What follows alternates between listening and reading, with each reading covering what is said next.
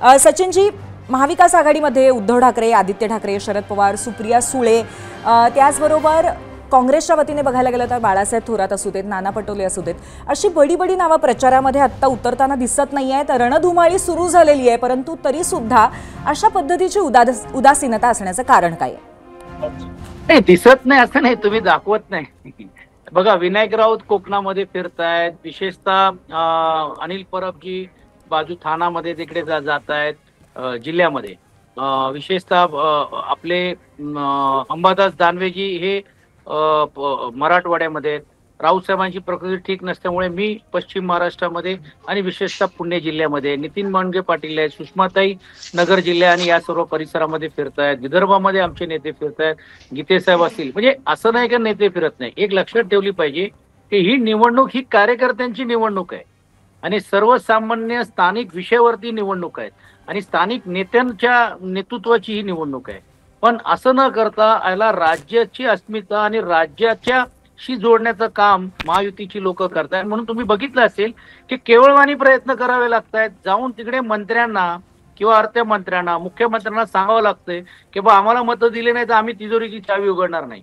मग तिजोरीची चावी उघडणार आहे ते दुसरा सांगतो की तिजोरी त्यांच्याकडे आहेत पण तिजोरीचे मालक आमच्याकडे. हे जे भावना जे आहेत त्या, ही लढाई ही त्यांच्या अस्तित्वाची लढाई झालेली आहे. महायुतीमध्ये आपल्याकडे जास्तीत जास्त कसं खेचता येईल आणि खेचता येईल आणि त्या महायुतीमध्ये आम्ही कसे श्रेष्ठ आहोत हे दाखवण्याचा प्रयत्न होता. आणि म्हणून तुम्ही बघितलं असेल की बीजेपीला 100 नगराध्यक्ष बिनविरोध आले म्हणून त्याचं कौतुक त्यांना वाटते. लोकशाहीमध्ये बिनविरोध न करता जर लोकांसमोर जे गेले असते, कशा प्रकारे बिनविरोध झाले हे मी सांगायची गरज नाही, कशा प्रकारे उमेदवार पळून घेऊन जात आहेत हे मी सांगायची गरज नाही. म्हणून दुर्दैवाने म्हणावं लागेल की ही निवडणूक स्थानिक स्तरावरती असते, स्थानिक नेतृत्वाची असते, त्याची कसोटी असते. ती न करता त्याला राज्य स्तरावरती घेण्याचं काम केलेलं आहे. आम्हाला आमच्या स्थानिक नेत्यांवरती विश्वास आहे म्हणून आम्ही तिकडे जात नाही आहोत. म्हणून आदरणीय पक्षप्रमुख किंवा आदित्यजी त्यांना असं वाटत नाही किंवा आम्हाला असं वाटत नाही की त्यांनी इथपर्यंत यावं, कारण आम्ही तिकडे सक्षम रीतीने जे काय काम करतोय.